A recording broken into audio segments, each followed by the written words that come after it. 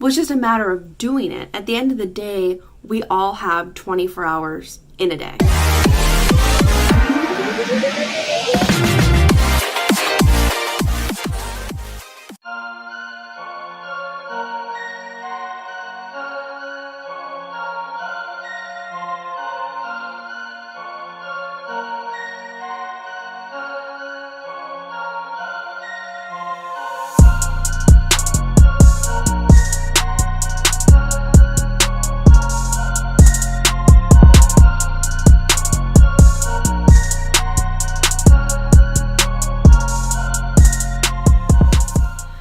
What's up, you guys? So I have my coffee at home. We just got done at the coffee shop. We were pretty much in the zone today, which felt good. I got a lot done, like work ahead of time, so it always feels good. And that's kind of something that I was thinking about. And so this video is going to be how to successfully work for yourself as a freelancer, as a developer, whatever it is that you are trying to do, how you can do that successfully. And I wanted to start off with this quote that I tweeted yesterday. So I'm going to read it for you. So if you don't design your own life plan, chances are you'll fall into someone else's plan. And guess what they have planned for you? Not much. So basically that's saying if you don't have a plan for your life, or if you're not trying to do what it is that you're trying to do, chances are you're just kind of going along with somebody else's plan, which for some people that's fine, but chances are if you're watching our videos, you may have that entrepreneurial bug and that itch to do your own thing, which is great because that's something that Josh and I both have. If you guys know my backstory, that wasn't something that's always been a desire of mine. I actually never wanted to do my own thing. I never even knew that was a possibility until I started doing it, and I was like, holy crap, I can make money on my own. I don't need somebody to tell me what to do, how to make money. I can figure it out myself. Just scary and great. So something that I like to do and I'm not somebody that's like, this is my end goal or like, this is my life plan. I actually don't have that. I have aspirations, but they're not very defined, if that makes sense. But with that, I know what I'm striving for. One of those things that I'm really striving for is to pay off my student loans because those suck.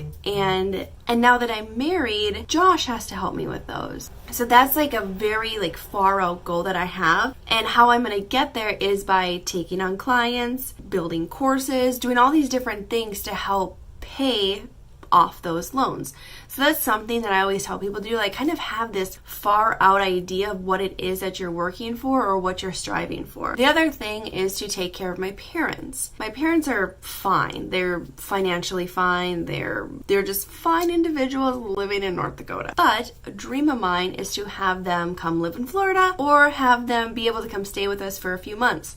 In order to do that, we would need a house. In a bigger house so people can stay there for a long period of time without feeling on top of each other. So those are kind of things that I always tell people, like, what is it, like, why do you want to make money? Because you can't just be like, oh, I want to make money, but it's like, why? Like, what's your reason? Do you want to travel? Do you want to pay off debt? Do you have family you want to take care of? Do you want to buy a car? Like, what's the actual reason? And then from there, you can start actually making a success plan for how you're going to do that.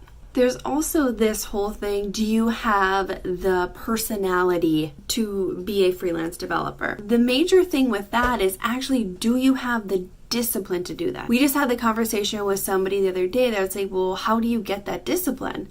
Well, it's just a matter of doing it. At the end of the day, we all have 24 hours in a day. But it's how we use those 24 hours is what matters. We always say make to-do lists. It's not one of those things that you can just set it and forget it. You have to have your Trello board, if that's what you use, up on your screen every single day, making sure that you are hitting those to-dos. If you work with clients, if you're trying to get into freelancing, you're going to have to be flexible and be able to use what tool they're using. A lot of times, like, oh, I don't want to do that. Like, then I'm using all these different tools. But at the end of the day, you're there to make their life easier and build them whatever software you're building for them. If using their Trello or their Asana or their Zen Hub, whatever it is that you're using is going to make their lives easier and they're able to manage what it is that you're doing, probably you should do it and probably not fuss about it. Especially if you want to have them as a client later on down the road, or if you want that $10,000 project to stretch into a $40,000 project, because that can happen. If you do a really good job and you deliver more than what is expected, or your customer service, or you're handling their requests in a good way, depending on the client, but that could potentially lead into a snowball effect to more projects with them. Another big aspect, if you want to get into the freelance world, you need to be able to sell your services. So know the audience that you're selling to and speak their language. A lot of times developers, people in this department, they're not comfortable selling or talking about what it is that they do. But in order to be successful on your own, you have to be able to sell what it is that you do and speak it in a language that other people are going to understand. Because chances are, if you are talking with a small business person who doesn't have a website and it's 2019, chances are you telling them that you can build in React and Angular and Ember, all these other programming languages, isn't going to matter to them. They're not going to know what it is that you're talking about. So basically, you need to meet those types of people where they're at on their journey. And that means speaking a language that's going to best suit them, for them to understand what they're going to pay you for. So the first thing is, how do you get these people as clients? What I like to do is meet them where they're at. Kind of like something I just said. If you can find them making phone calls, if you're targeting maybe small businesses in your area to get started, that's a great way to do it. A lot of towns, if you're trying to stay local, is go to the Chamber of Commerce. You can put your name in or work with them. I'm not sure if that costs money. I've never done that. I've heard of people that do that, but you can network that way. And if that's how you can stay local and start building your business in that area. Or if you are trying to do the more online, remote type thing, I would recommend reaching out to these people on social media. Everybody is on social. The best way to do this is start to build a relationship with that person. What I like to do is I like to find people that actually work at the company that I'm trying to do business in. So how this goes, if I see a company and I can help them in a specific area, so say they need help with social media, I will start doing research on who's doing the social media, or maybe they don't have anybody, but they have a marketing department. I will start connecting with those people in that department and letting them know, hey, I love what your company is doing. Let me know if you guys ever need help with social media. What that does is that is showing them, here's a person reaching out to us. Maybe let's start a conversation. It sounds silly and you're like, well, they're probably not going to get back to me. It's worked for me. And I think what it does is it shows that you're willing to put yourself out there and expose yourself in a way on social, shows you're using social, and that you could possibly, help them in that area. Another way to get clients if you're trying to freelance is meetup.com. I've mentioned this 100 times. So many things outside of just the developer community on meetup.com. There is small business groups, there's women's small business groups, there's entrepreneur groups, there's Christian specific entrepreneur groups, pretty much anything you could think of. And all you'd have to do is free up a Tuesday night or Tuesday morning and go to that meetup group and have a conversation with the small business owners there. Let them know what it is that you do. Make sure you have business cards. And a big thing why you want business cards is maybe these people aren't even on LinkedIn. I always say, have LinkedIn, that's better than a business card, but it depends. You want to make sure that if you're showing up to an in-person event or a meetup, that you actually have that physical card to have that conversation with them. Everything seems to be working just fine. Alright guys, I'm getting you in the vlog today, so don't be too excited, but you're probably going to be famous after this. That'll get you excited. That's Jeremy down there, and that's Johnny Boy. We just did our deploy today.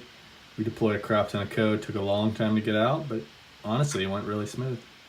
We finished the deployment, went successful. We deployed web, mobile, API. We had to run scripts, change the data. It was a big deploy, but it was a success. And so we're all feeling good, and we're all gonna be meeting up later to celebrate. Just so everybody knows, John here is actually head of sales and marketing.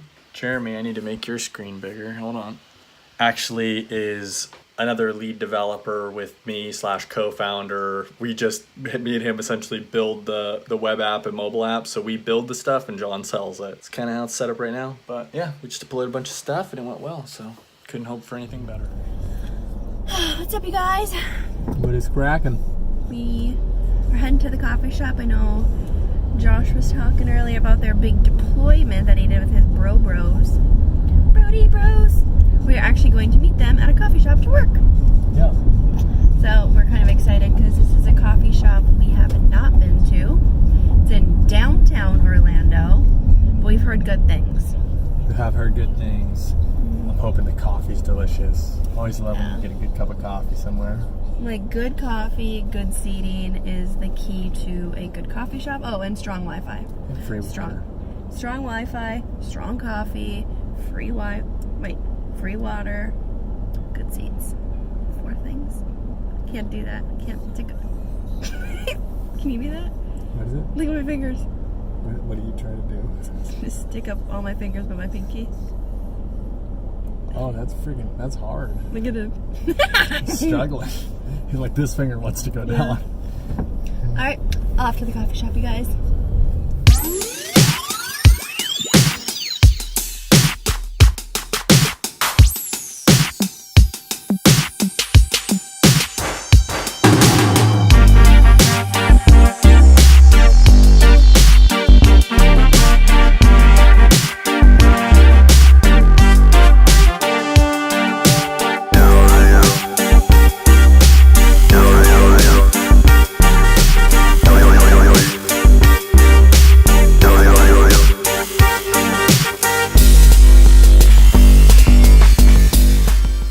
We're on our way to find somewhere to eat. Oh, you got out of the box? Nice. Just going to eat, have a little picnic with the fam. Some of the fam. Alright, you guys, thank you so much for watching today's video. We hope you enjoyed it. Hope it was helpful. Kind of scattered, but still there's hopefully some useful tips in there for you guys. Yes. Thank you guys so much for watching. We always appreciate it. Yeah, and if you like this, please give it a thumbs up so we know that you liked it, so we can create more content like it, and of course subscribe to our channel below. See you guys next time.